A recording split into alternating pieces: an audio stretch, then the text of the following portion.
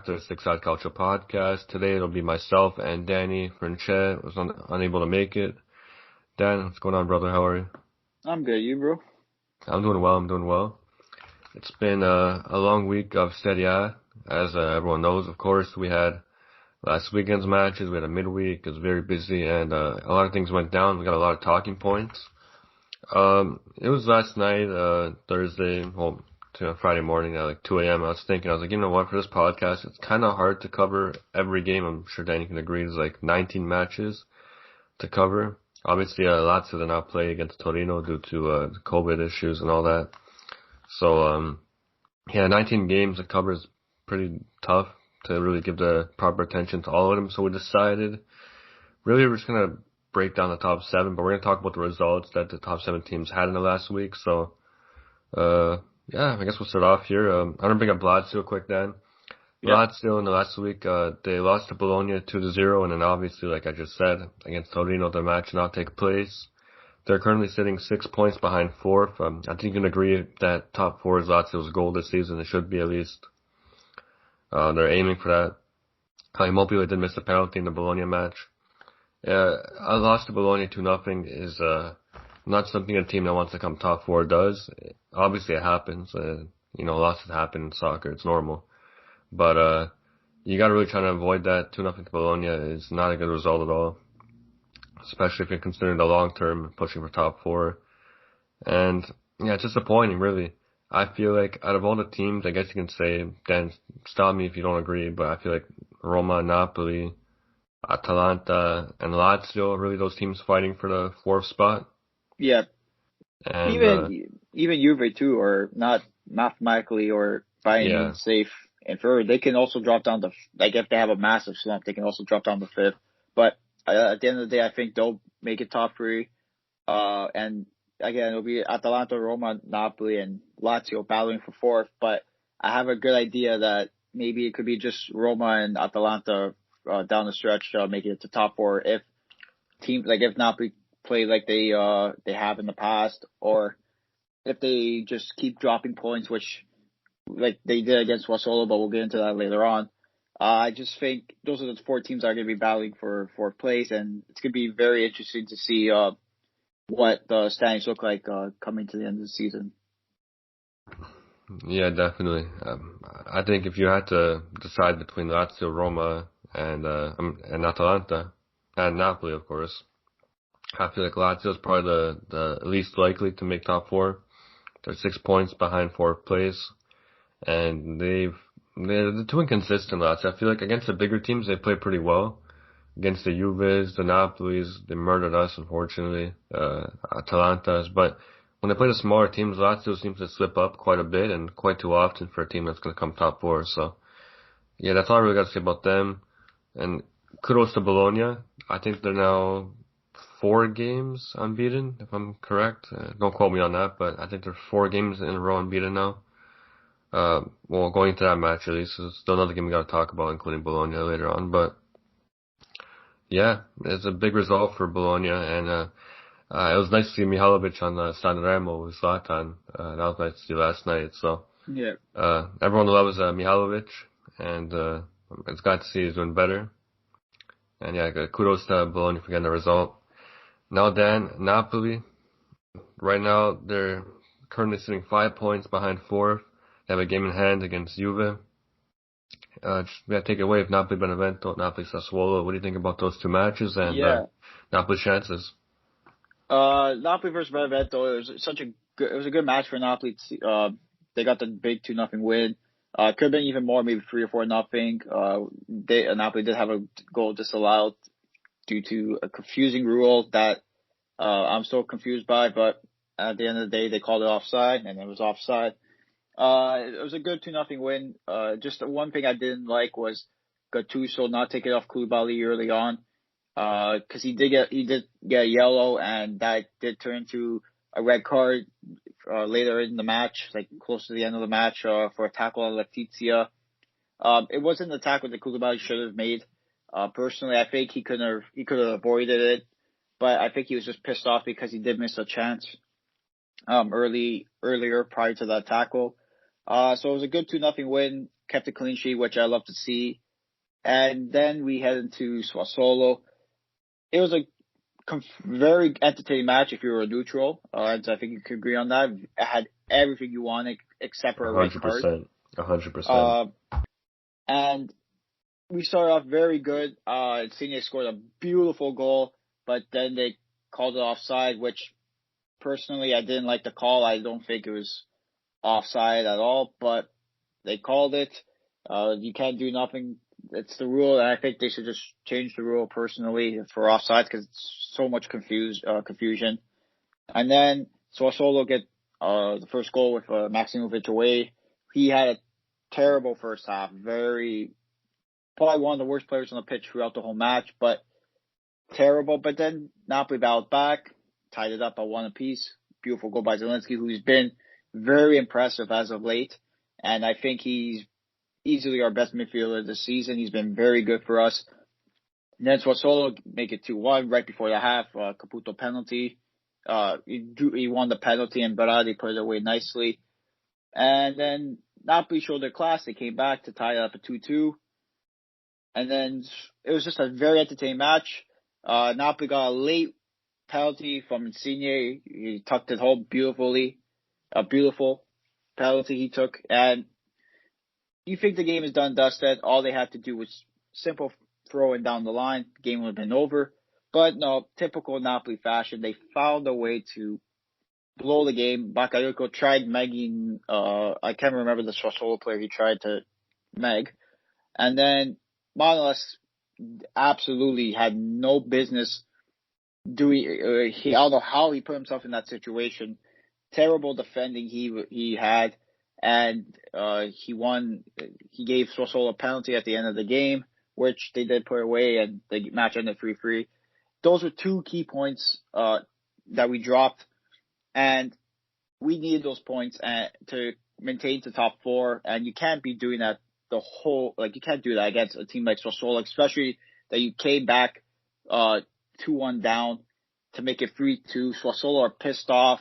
It looked like the game was done and dusted. You guys had the 3 points in the bag, and then you blow it.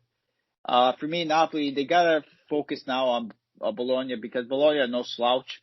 They're a team that can cause you troubles, and they showed that against Lazio. And they're just a good team that are well coached. They may not get the best results against the bigger teams, but they'll fight till the whistle blows. So Napoli have to be prepared. They can't take them lightly. And they just have to put that Sassuolo match behind and focus on these matches coming up, because these are big matches coming up, and these are points that can help us get to top 4 at the end of the season, because we have Lazio coming up, we have Roma coming up, we have Inter coming up, we have Juve coming up. So those are huge matches that we have to focus on as well as this Bologna match. So the matches coming up are huge for us, and it seems like the team's getting healthier, so which is good for us, because Napoli have been playing a lot better as of late, and especially now with guys like Osimhen coming back. Koulibaly is going to be back for the Bologna match. Demme is back. Mertens is back. Manolas, despite the poor defensive display he had in those 5-10 minutes he played, it's going to be a healthy Napoli team. Is a scary Napoli team when they're clicking, and hopefully they can click and we can get top 4 at the end of the year. Yeah, well said. I really don't have much to add to that. You did really well there, Dan. Covered all the bases and the current state of Napoli. Yeah, like you said, the Sassuolo match was very entertaining. Probably my favorite game to watch this past week. From that late penalty for Insigne to then the Manolas situation at the end. Yeah, that was just...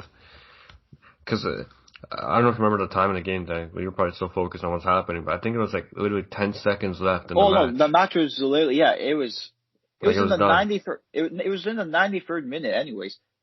There's a lot of debate that the ref should have blown it because we had possession of the ball, but he was adding on time, and Napoli, all they had to do was just throw the ball down the line. That's it. Or even time waste, throw it back, let someone else throw it down the line. Not throw it in the middle to Bakayoko and have him try to be messy and deke out the team. just throw it down the line and the game would have been over. But we always make things harder than it should be, and it cost us in the end. Yeah, and there's been a lot of debate if that was a penalty or not. I think either way, it was very stupid from Manolas because, who did it take down? I can't remember now. I think it was like Haslin or something, like Uh, one of those guys. I can't recall who he took down, but he took down someone, and there was basically no time left. The ball was already going out of play. It was moving really quick. It was going to be either a goal kick or a corner, one of the two. And I think the ref probably would have blew it if it went out of bounds, to be honest. And he wasn't like the guy who we took down wasn't in a scoring position. Like, it wasn't like a dangerous area. Like, oh, you need to make sure he doesn't get a shot off. Like, let him shoot from there. What's he gonna do? If he scores from there, then congrats, you're Messi. Yeah, and especially because of like just even putting the referee in that situation to make the call, because there was like some people were saying that was a questionable call on Di Lorenzo for Napoli's penalty. And so the referee goes, okay, maybe I'm going to make this up. If there's a chance, I'll make it up for them. Like, who knows? But you can't put the referee in that situation because most of the time it's going to go against you, especially when he sees that there's minimal contact and there's contact in the box. Most of the time, if there's contact in the box and you go down, they're going to call it. So yeah, 100%. I feel like Manolas, even as a Roma fan, I probably know more than anyone. He has these moments in games where his brain just doesn't function and it's off, yeah. And it's not like he was playing 90 minutes, whatever. He came in for like 15 minutes.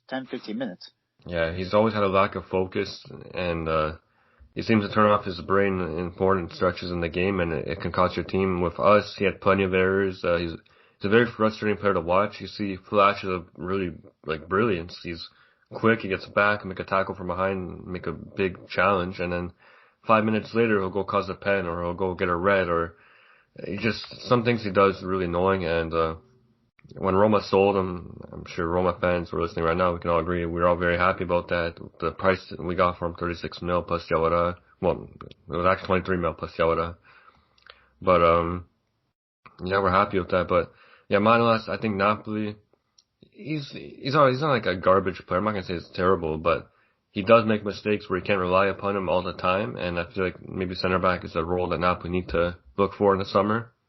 Potential upgrade. I don't know, Dan, if you disagree or agree with that, but yeah, I feel like maybe possibly that's a position you can look at because if you really want to push for the scudetto or whoever Napoli's goal is next season, if you want to push for more than just fourth place or Europa, I think Napoli's goal is just to rebuild, get rid of the broken pieces, you could say, and just replace them with just players who are hungry to play. So for me, I feel like we definitely, if we lose Maximovic as well, we need center back depth. We need a center back too to come in, play well with Romani, and say with Koulibaly and with Manolas, because we all know with Manolas if he's going to stay healthy the whole year or if he's going to stay healthy throughout the season. So we need a center back there. I feel like Napoli need a backup right back in case Husey leaves. Most likely he will leave. Left back, because Napoli need an upgrade on that position. That's one position that we've needed an upgrade for the last 2.5 years to 3 years. We haven't gotten it. And I feel like Napoli need a CDM to pair with Deme and also another cam like a Zakati to come in and help Zielinski create plays, link up with Lozano, Politano, Insigne, Mertens, even Osimhen too. So there's a lot of pieces that Napoli need, and hopefully we can address those needs in the summer. But the way the team's been playing now, it seems like we're needing less pieces than what I'm saying now, because Ruiz has been playing good. So if he continues to play good, I can see him staying for a little longer. But we do need a left back, we do need center backs, and we need a backup right back as well. Yeah, well said. I think that really covers what took place this past week and what Napoli need going forward. Well said. Now moving on here to Roma. We had an interesting week. A couple of heart attacks throughout the week. If you're a Roma fan, obviously the Diawara goal was probably the highlight of the week. Well, of course it was. The Milan game was extremely frustrating to watch. And So a lot of stuff went down. We're sitting in 5th place right now. We're 2 points off of 4th, which isn't a terrible spot to be in. And let's just get into the Roma-Milan and start off, because I got a lot to say about this one. I'll try to hold back as much as I can, because I know some things can't be said on this podcast, but the officiating, again, I just want to get into it. Yes, like, Dan, did you watch the game to see what happened? Oh, it was a crazy match. What a crazy Yeah. game that was too. That one and Napoli Sassuolo, I think you can compare them for one of the most craziest games I've seen this season. Yeah, guaranteed. The first 10 minutes, as a Roma fan, that was the worst start to a game I've ever seen in my life watching this team. I've watched this team for as far as I can remember, and that was, I wanted to rip my eyes out. We were giving the ball up, we couldn't complete a pass, we looked shook, and every big game it's the same thing. We just look just broken. Paul Lopez, and that guy's gonna give me a cardiac arrest someday watching him play. But yeah, it was frustrating to watch. We started off terribly, but I feel like we did a good job of weathering the storm. We survived that terrible period, and I think as the match got on, we grew into it a little bit. We started creating more chances. We had Pellegrini, who had a block shot by, I think it was Tomori, and then Tonali blocked it after. That's a nice sequence from Milan defending there. Mkhitaryan had a lot of chances where he could have scored, and I thought he did a couple times. Donnarumma made some nice saves. Paul Lopez actually, even though he made a lot of errors, he actually did make a couple of very important saves, which we don't see often. And yeah, we're growing into it, right? The match is going decently well. And it gets to the point, it's 1-1 in the match, and then Mkhitaryan was it 2-1? It might have been 1-1 or 2-1, I can't remember now. It was on last Sunday, but, anyways, I'm pretty sure it's 2-1 actually, 2-1 Milan. And Mkhitaryan gets murdered in the box by Teo Hernandez. And then the ref gives Mkhitaryan a yellow. So first off, I just want to say, number one, it's a foul. Dan, you can disagree, but what's your opinion on that whole sequence? Yeah, for me, I thought it was a penalty to begin with as well. When I saw he didn't call it, I was in shock. Because it reminded me of kind of like the Rui situation where against Genoa, where he was right into the box and you see the guy push Rui, and then they gave Rui the yellow card for diving, and it was just for me it was just so stupid. Like he got yellow. They even checked VAR, and I just think these officials, they have to, even if the VAR says, oh, there's nothing to check, if the official thinks there's an infringement or a penalty shot that could be potentially awarded, he should go check and be like, I want to stop, I'll go check myself. Because at the end of the day, both people are different. The VAR and also the referee, they're different minds. So they'll see plays differently. And I just think at the end of the day, the referee has to make the final decision, and the VAR people who are in charge of the VAR can help them make that decision and not overrule, because they're not reffing the match. The person on the field is. So I feel like he should be the one with the final say, and he should check it out for himself. Yeah, definitely. And I'm not, well, it was a pen, but I'm not saying, oh, you have to give the pen. At least check the VAR. Yeah. And what made it worse is that they gave Mkhitaryan the yellow card for simulation, which is ridiculous. I just don't understand that. Mickey was in front of Teo. He was about to shoot the ball or pass it in or something. He was about to make an important play, that's for sure. And Teo Hernandez from behind tackles him from behind, which was already a foul. And he didn't take him down initially for the tackle, so he was grabbing onto Mickey's leg and pulling him down with him. And the ref says Mickey dives. I don't know. To me, that's ridiculous. Yeah. And for anyone in the VAR room to not tell the ref, hey, can you come look at this? That's just, to me, I don't know. I'm not saying there's match fixing, but something's going on. It's just weird. And also, too, like, I'll bring this up, too. There was a play between Napoli and Sassuolo, where Politano drove in at the defender, and the defender puts his arm around Politano's neck. Politano goes down, and the referee didn't even go look at the VAR. He didn't even consider checking for a penalty. And I just feel like there's been a lot of calls this year that shouldn't be penalties that were, but when there's clear and obvious, they don't even go check VAR. Yeah. And something's got to change. And I know, like, they change rules every year for penalties and stuff, but at the end of the day, they need to. The game has to be fair. You can't call a penalty in one game, which is questionable, and then the next game you see someone like get fouled in the box and it's not a penalty. And I just feel like referees, they need to be more consistent where the calls. And I always say Serie A is one of the most inconsistent leagues when it comes to making calls and just with rules and stuff. Like every game is a different rule, different ref, different rule. That's what I think. Yeah. Yeah, definitely. It's been extremely inconsistent, and I don't like the argument people on Twitter and some Roma fans are saying like, oh, we don't deserve the pen because we were playing bad. That's not how It the doesn't game matter. works. It's not how the ref doesn't say, oh, Roma's playing bad, so you're not getting this penalty. A foul is a foul. Like, it doesn't work like that.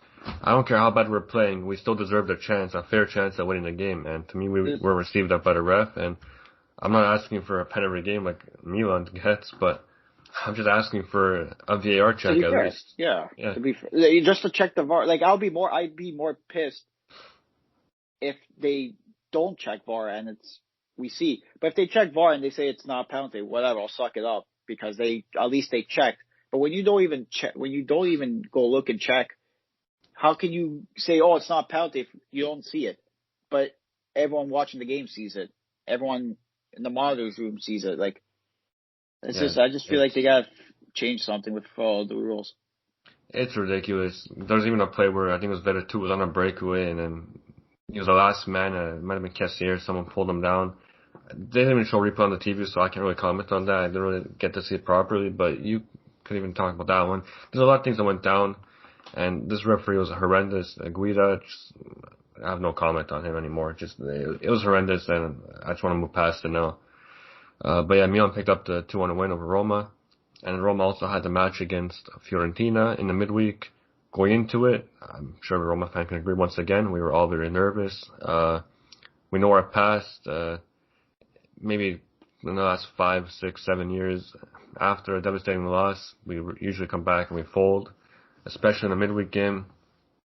Fiorentina, they aren't the best this year, but they do have quality players that can make a difference, like Vlahovic, Ribéry, they have Castrovilli, they have Milenkovic, they have Dargoski, who's a great keeper. They have a lot of players who, although they aren't the best together, individually they can make something happen and steal a result. And especially in Florence, I was extremely nervous coming in. We had many injuries, our backline's shaky, and I was disappointed with the performance, but happy with the result. The whole match, I don't think either team was really doing much, but when it got to the second half, I think I think we took control. We really do deserve to win, in my opinion. We had the chance of Mayoral, we almost scored. I feel like in the second half, we were the team pushing the pace and creating the most, and Fiorentina was kind of just hanging on and hoping to catch us on the counter for a shaky defense, give it to everybody, push up, maybe Vlahovic. Vlahovic had a couple of nice chances. He had the volley. He had not really a breakaway in the first half, but it was kind of a weird angle, but he had a chance to score there. Paul Lopez made a nice save. And, yeah, I think we deserved to win. I'm happy with the result. Diawara, it was really great to see him, similar to Osimhen. He's been struggling with injuries and COVID the whole year, similar to him. Basically the same situation. And it's been unfortunate because, last season, if you ask me, Diawara was the top 3 player on our team. He was one of the cornerstones of the team, and then VR really started to break out of his shell once he got injured and had to deal with COVID, and people kind of forgot about him, which is unfortunate because he's still very young and he's been in Serie A for like 6, 7 years, it feels like, and you really want to see him do well, and yeah, just never really found his way into the team till now, and now with Veretout potentially missing time after that, nobody really knows what it is. I think he's getting tested as we speak at Villa Stewart, which is where we do our testing for injuries and all that in Rome. Yeah, we don't know how long Veretout will be out for, but it could be a couple of weeks. It could be, who knows, maybe the whole season. We don't know yet, but it looks like Diawara will be getting a lot of time coming up. And since it's just 2021 in general, to be honest, when he came on, he's been doing well. And he's come on and made a difference in a couple of games now, and this one was fantastic. He put the ball at Karsdorp, and then you don't see a CDM really running behind the defense often. You really don't see it, and he made an incredible run. He curled him behind, no one really expected him to. He followed his run, because a lot of midfielders, Dan, I'm sure you see it as well, they'll play a beautiful pass, and instead of moving forward, they just admire the pass. Oh, look at that beautiful pass. They just stand there and like, oh, I made a really nice pass. And Diawara made the pass and instantly started running in behind the Yeah. defense of Fiorentina.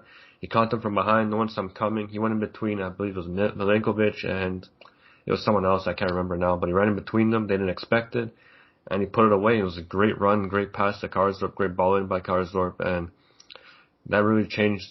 That could be a changing point this season. Diawara doesn't score often, but when he does, it's a big deal. As Dan, I'm sure you know from against Verona. Yeah. When he scored against Verona. And you know what? I'm not gonna.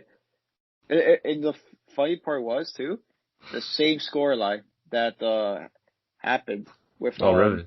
Oh yeah, it's 1-1. 2-1. And then he won 2-1. And yeah, no. Diawara, I always liked Diawara, and I think he's a good player. It's sad, not sad, but too bad it didn't work out for us. He didn't fit Sarri's system. Ancelotti didn't really like him too much. But I feel like he's a good player. He's a good player to have.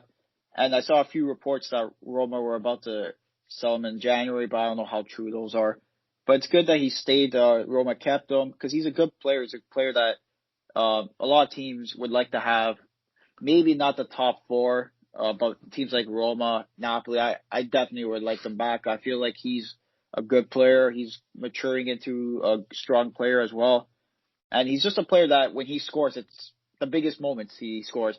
And this goal doesn't have the same impact that the goal he scored for Napoli has, but it's kind of similar too because it could be a big goal that could change the outcome of the Roma season, help them get to top four, and can also be a changing point for them.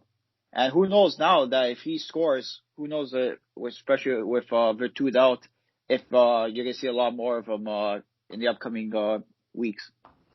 Yeah, I definitely think so. And yeah, you are right. We were looking to offload him potentially in January. It was kind of unlikely though. I never really thought he'd go in January. But probably in the summer. He was frustrated that he wasn't getting playing time, which I feel for him. I think every Roma fan agrees that. Like I said last year, he was one of our best players, and that injury wasn't his fault. He was playing with, what was it, torn? It was, I don't want to say something and it's not true, but yeah, he was playing with a bad injury. Yeah, last year playing with a really bad injury, and he played because he wanted to better Roma, and it got to the point where he just couldn't play with it anymore. It was hard to watch, but he was doing a really good job even with that injury, and we have to appreciate that. And this year he had to get it repaired and got all fixed up, and when he came back from COVID, he just didn't look the same right away. But now it's been a couple months, and we've seen him come in for a long stretch of time in games since 2021 began, and he's looked good. And in this game, he was man of the match. Even without the goal, I still think he had a great game. Probably our best player, one of them. So, yeah, Diawara, I really hope now that, well, I'm not happy Veretou's gone. Obviously, everyone wants him. He's one of the best midfielders in the league. You can argue. Yeah, no, I agree. I think he's one of the best, defensive midfielders in the league, easily. Yeah, he's definitely up there. And it's unfortunate to see him Veretout go, but now that he is gone, it's a chance for Diawara to really take a stranglehold of the midfield and really say, okay, I'm still here. Don't get rid of me. I'm not finished. I'm here. And I think he is going to prove a lot of people wrong, and he's been doing it. So good for him. He's a great guy. It's funny. I love his interviews, and I'm happy to see him doing well. So forza Diawara. But moving on from Roma, that was a long one because that Milan game, I knew I'd get really heated. I thought you were going to break my record, but I guess I don't think so. I think you're way off. Yeah, I was getting there because that Milan game. You already know, we have a group chat. I didn't really talk to anyone for a little bit. It was really irritating, especially if you saw me on Twitter. I probably would have been the same way, to be honest, if that happened to Napoli. Yeah, I even saw our editor, shout out to him. Dan, he tweeted out, he's like, oh, if that was Napoli, I don't know what I'd be doing right now. And I think a lot of Serie A teams, I saw Fiorentina accounts tweeting about that. A lot of people were frustrated with Milan. Yeah, they seem to be getting a lot of favors from the refs, and it's unfortunate, but what can you do? Now moving on to Atalanta. Dan, I'll just start off because I've been going off here for a while now, so take it away. Yeah, so Atalanta, they continue their winning ways. It seems like they're coming back to their old selves, especially without Papu, who was sold. It seems like he wasn't they replaced them well with the guys they have. They're such a good side to watch. Everyone's on that team is a great system player for Gasparini. Even though personally I don't like Gasparini as a person, as a coach, he's very good. He's very good at attacking football. And the past two games, 2-0 to Sampdoria and 5-1 to Crotone, even though they're not the best opponents, anytime you can put five past the team, it's impressive, especially in the Serie A where I think more now it's becoming more of kind of an attacking league as well, with a few defensive master classes here and there. But they're just a good team to watch. I think they're going to be in the top four. They're in the hunt for top four, even top three. So it's nice to see Atalanta playing well. Hopefully now with these results coming up, they got Madrid in I think 2 or 3 weeks time. So they're down 1-0. If they can start stringing results up to that Madrid match, I think they can cause Madrid a lot of problems in that second leg. Because they gotta go for it. They can't just sit back and pray that Madrid make mistakes, because Madrid are a well-coached team. They got class players everywhere. But I feel like Atalanta can cause some problems in that second leg. And they're causing problems in the Serie A. They put 4 against Napoli. They put 5 against Crotone. They put 2 against Sampdoria. And they're just playing very good as of late. And I just feel like they're a team that you can't take lightly at all, because they're becoming one of the big powerhouses in the Serie A.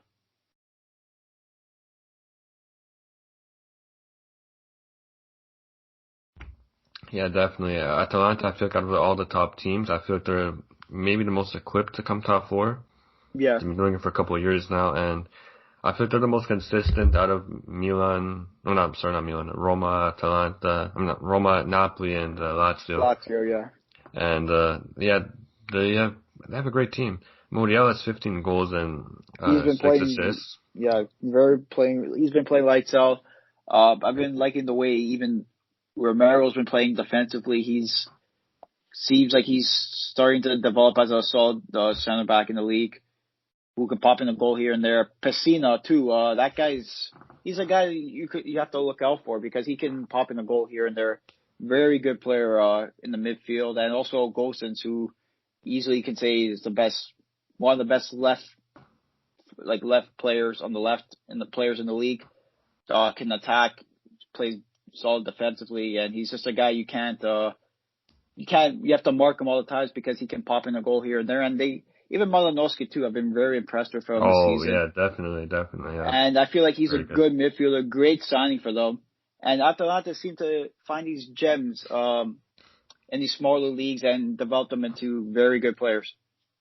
Yeah, definitely. Gosens, like you said, he has 9 goals, 4 assists, which is incredible. Zapata, 9 goals, 6 assists. Yeah. They're sitting in 4th place, they're actually tied with Juve in 3rd, so that's good to see. Atalanta is always going to be a problem for other teams around them. And, if Milan start slumping, say, don't be surprised if Atalanta could be a team that can finish second. Yeah, definitely. At all. I wouldn't be surprised, because they're such a good team to look out for, to watch.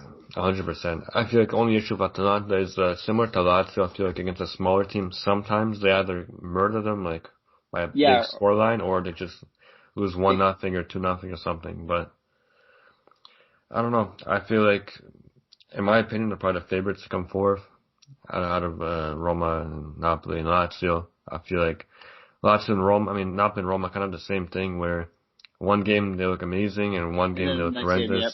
Consistency is not hasn't been our friend this season. Yeah, I can say. Yeah, I think obviously Roma and Napoli are both having some big injuries out right now. We don't have a full back line at the moment. It's been like that for 4 or 5 games now. And we're just getting our back line back now. Yeah, we're starting to. We got Kumbula back. Smalling seems to be almost ready for 90 minutes. We're missing Ibanez, who's a very important player for us. And Lazio, they just, I don't know, it's been like this for a long time now, a couple of years now. They seem to really struggle.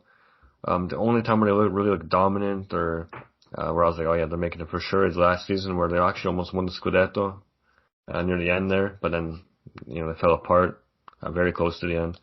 But yeah, after the whole break, they came back and they're looking good. Actually, before the break, sorry, they're looking good. When they came back, they kind of looked a little off. But yeah, I think Atalanta will do it. It's nice to see without Papu, they're still managing and they're doing well, and players are stepping up.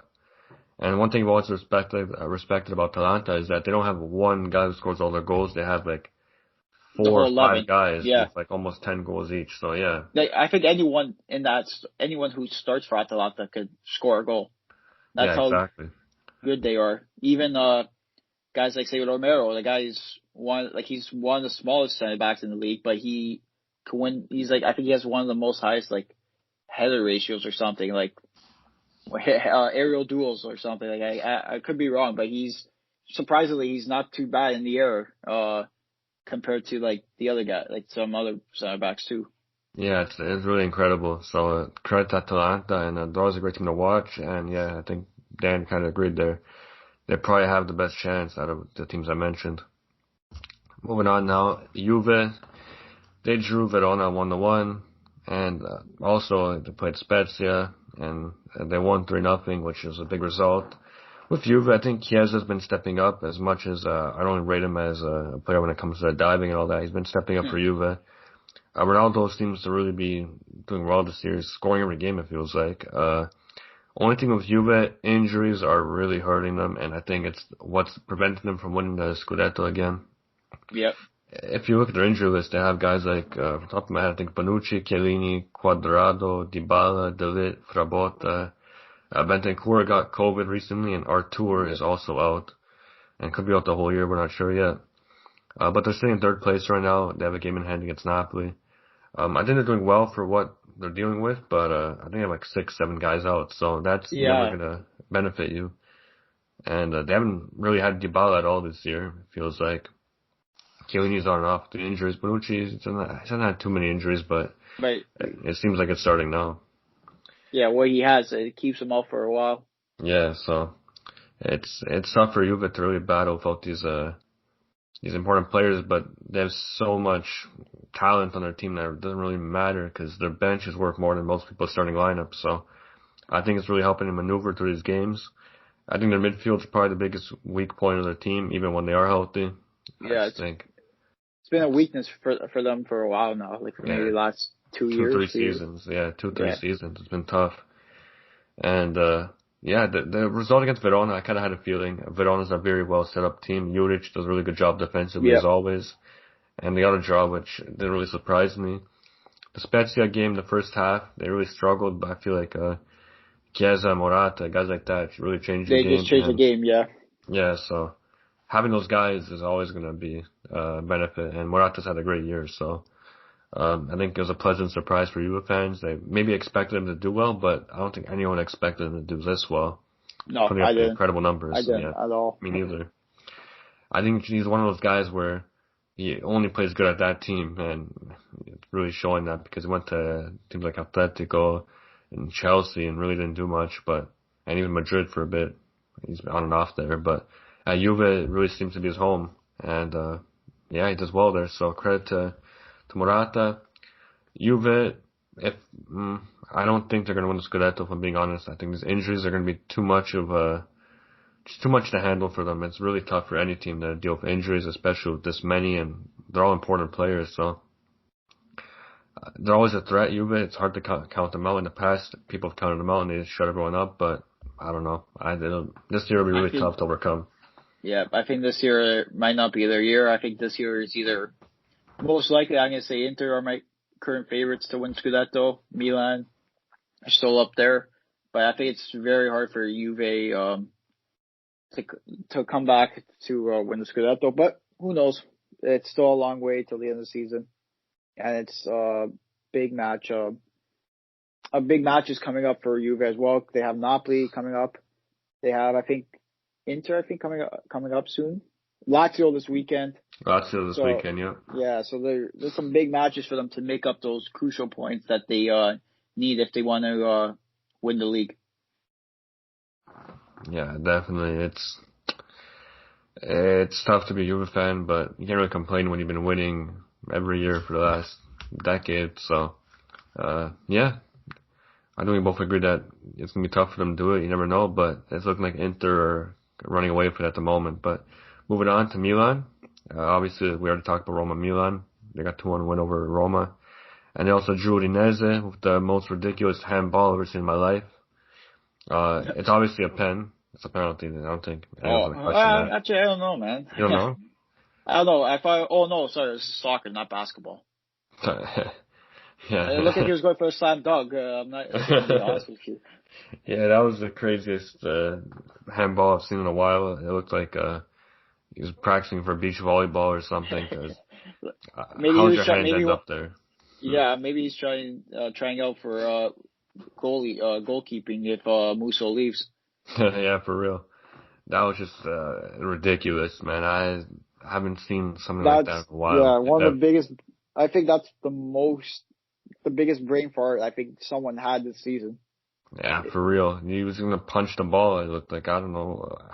It's not even like a natural, like, okay, when you jump, yeah, your arms go up. I've never seen your arm on top of your head, Not like that high, stretched yeah. out. Yeah, that was interesting to see. And to be honest, like, I don't like saying I think I got lucky, but that's luck. Like, when is that gonna happen? And a center back punching the ball in you, I don't know. Milan, they lucked out there, and sometimes to win a scudetto, you need luck. Right now, it seems like they're falling apart, to be honest. They only have one win in their last 6 games in all competitions. Zlatan's currently injured, and dancing on Sanremo, which is a big talking point for some Milan fans. Çalhanoğlu got injured in the Roma match. Mandzukic has been out. Benacer. They also have injuries. A lot of teams have been dealing with them. They're currently sitting second, 6 points off first. Milan, they start off so well. So good. I don't want to say it's over because it's not. A lot of time left, but it's starting to look like the beginning of the end for them, to be honest. They have a lot of injuries, and it's hard to maneuver. Like I said, same with Juve, Napoli, Roma. Every team has injuries, but just Milan, on paper, they've never looked like the best team. And But they play hard. That's what they do. They play hard, extremely hard. But sometimes you do need a talented players to get by. You can't always work hard in the other team. Sometimes talent is going to beat the hard work, and it seems like that's the case at the moment because a wizard like Çalhanoğlu on the field to have just an animal like Benacer, Mandzukic, Zlatan, and just missing those guys is going to hurt your team no matter who you are. Yeah, some big losses too. So yeah, it's disappointing. Udinese match, Milan did not look good. Like they haven't looked good in a while now. But they got a draw. Kessie, I don't think this guy knows how to miss a penalty. He just puts them all away like ease, and they always go the wrong way. Probably the best penalty taker in the league. You know, it's not that hard to be good when you get 100 a game, but you know, they're currently sitting on 16 penalties. I believe the record is 19. So it looks like they're going to break the record this year, even if they don't win the Scudetto. But not enough shots at Milan. All year they've been doing really well. Yeah. And they surprised a lot of people. It's not over. It's really not over. It's 6 points off first. It may seem like a lot, but 2 games, you can drop 2 games just like that. We've seen Inter in the past, in the second half of the year, drop off. I think they still have to play Inter again. Do they? I have to double check. But if they do, then that could be a huge match then. To be honest, I don't think they're playing again, but you can check while I'm talking about it, like if you can. I thought they played their second game of the season, but yeah, they Inter do have hard games left though. They have, well, I don't know if I consider Roma hard anymore, but did they draw off us when we played them? And it's not a foregone conclusion that Inter has won the Scudetto, no. But yeah, they don't play. They don't, yeah. But yeah, Milan, they're hurting at the moment, but I think if they can really survive this current period and just get wins from out of their ass, really just find a way to fight through it and wait for everyone to come back, I think they can have one more push to try and get by Inter. I don't think it's done yet. And moving on to Inter, really. Inter, they won 3-0 against Genoa, 2-1 against Parma in the midweek. They're undefeated in their last 9 Serie A games, which is incredible. Conte seems to have figured out with Lukaku. Lukaku's is a world-class player. It's so much good going on for Inter right now. One thing I want to talk about, Dan, is dropping out of Champions League. That was such a good thing for Inter to win the Scudetto. Yeah, huge. Because that and also I know like you never want to drop out of Champions League, and also competitions. Anytime you can win a trophy, you obviously want your team to do that. But it seems like in this case, losing in the Coppa Italia and also losing in Champions League was probably the best thing for Inter because they can now focus just on the league. And a lot of times you see that with teams, difference between like Milan and Inter. Milan have to play Europa League. Inter don't. So right there, that's a little bit of an advantage because of the days off.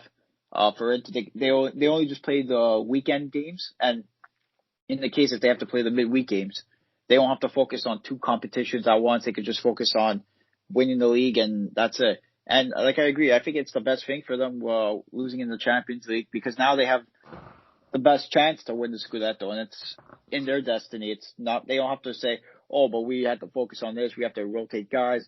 It's just on them now because they only have to focus on the league and focus on one thing. And I feel like that could be a huge point if you're an Inter fan, maybe a huge positive that you don't have to worry about the Champions League. And then maybe if Inter win the scudetto this season, then maybe next year you can focus on winning the Champions League and also the Coppa Italia. Yeah, agreed, 100%. You never want to drop out of a competition, but if it means winning a scudetto or having a better chance of winning it, I don't see why not, especially in the COVID era where games are so close together. It's going to hurt teams like Juve. It's going to hurt teams like Milan Europa League traveling to, Belgium to go cook waffles for a game, like on a Thursday night. So it's going to hurt teams like that to play these competitions, and it's going to help Inter. So yeah, if you're an Inter fan, you're happy with how everything's going, really. And like I said before, it's too soon to say they're going to win the Scudetto. It's not over, but at this current moment in time, Dan, I'm sure you can agree, they're looking like favorites. And yeah, for me, I think close. I have them as my current favorites to win the league. Yeah, me as well. They've been on and off. I think Inter fans are glad that France's not here right now to be saying, oh, they're going to lose the next 8 games straight. But yeah, I don't know. Inter fans, you guys can rest easy this podcast. Me and Enzo won't go off on you guys. But the other guy, I can't promise. If he'll probably say something after recording. But we'll see what he says after. Yeah, and I love that moment between Conte and Hakimi. Conte praised him for his work rate and really working. Hakimi's He's been good for He's Inter. I gotta give him credit. Yeah. Defensively, he's not the best, but attackingly and like just the way he plays, he's good, man. Yeah, man. And they got good players every position. Maybe the left side is debatable, but every position you look, they have a guy like you say, oh, he can help my team. He can help my team. Yeah, definitely. And like Hakimi, obviously defensively he's not the best tackler of the ball. He's not the best, positionally he's not the best. But one thing he does do is he works hard. He comes back and even though he might not always win the ball back, he pressures them, and sometimes he can force the other team into making a mistake just by running at them for how quick he is. And he's an animal, Hakimi. Yeah, he's love to have someone so like him. Quick too. Like he's very fast.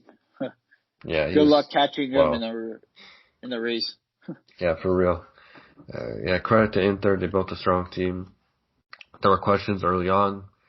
And I think if you asked me in December, Inter, they lost one game to Samp this year, I'm pretty sure. It was the only loss, but I feel like they've lost more. Yeah.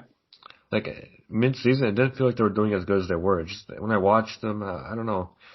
But now looking back, the results are incredible. Really, really incredible. And credit to Conte's Inter. They've been great. And he's a good coach. Conte's a good coach. It's just he says stupid things sometimes when the results don't go his way. But regardless of just like what he says in the press conference after the games, he's a great coach. He's probably one of the best minded coaches I've seen in the last few years in the league. I'm saying in the league, he's very good. And one compliment I'll give to Conte, similar to Allegri, is he may not be the best tactician. He may not be the best this, the best that. But one thing he does know how to do is prepare his team to win. And he's doing that with Inter, he did it for Juve.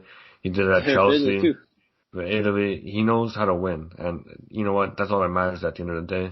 Doesn't matter how you win, in my opinion at least. I know some people want to watch beautiful football. Obviously, it's great to see, but if you tell me, hey, you're going to play beautiful football and get top 4 or play ugly and win the Scudetto, what do you think I'm going to choose? The Scudetto, obviously. Winning solves everything. You can have the most beautiful style of play and lose a game, I'd rather win ugly than lose pretty. That's the saying I as a Napoli fan, that's the saying I've been saying a lot this season. Win ugly than lose pretty. Yeah, And 100%. because winning solves everything. And at the end of the year, you're not gonna win the scudetto by your style. You're gonna win by coming in first place, and that's what you need to do. You just need to win. Good teams always find ways to win. Always find ways to win. Yeah, agreed. I think, I think we covered everything really. Obviously, like I said, we weren't going to cover every game because 19 games is quite a bit, but I think it was good to cover the top 7 teams in the current state right now and the match they had the past week. Hopefully you guys now have a better idea of how we feel about the current top 4 race, the scudetto race and all that, and certain players. But I'm happy with this podcast. We've had a pretty long one this week. I kind of had a feeling because when there's 2 match days, it's going to be a long one. So, Yep. Thank you for listening. We appreciate all the support. We really do. Once again, shout out to Dan, our editor. Go check him out on Twitter. Honestly, I'm not sure what his ad is because I think he changed it. It used to be at Napoli Big Fan. Maybe it still is. Danny, you probably know better than me, but I have no idea at this point. I'll take a look let's see quickly here. We appreciate him. He makes all of our edits. He's a great guy, and we really do appreciate him. So shout out to him. He deserves it. And check out his Twitter. It's hilarious. It's at Napoli Big Fan. Here it is, at Napoli Big Fan. It's Dan_Eatso on Instagram. I'm 99% sure that's his ad on Instagram. Go check him out. He also runs a page called No Place Like Napoli, which great content. Great content. Yeah, great edits as well. Yeah. It's really nice to see someone like him putting so much work into an account and helping us as well at the same time. So we really appreciate him, man. Definitely go check him out on all platforms. And we're gonna wrap it up here. Thank you for watching and listening if you're on YouTube, Spotify, Apple Podcasts, wherever you are. Thank you for the support. Social media at Calcio, everywhere. We'll be back next week. Hope you guys enjoy this weekend, and ciao. Ciao, guys.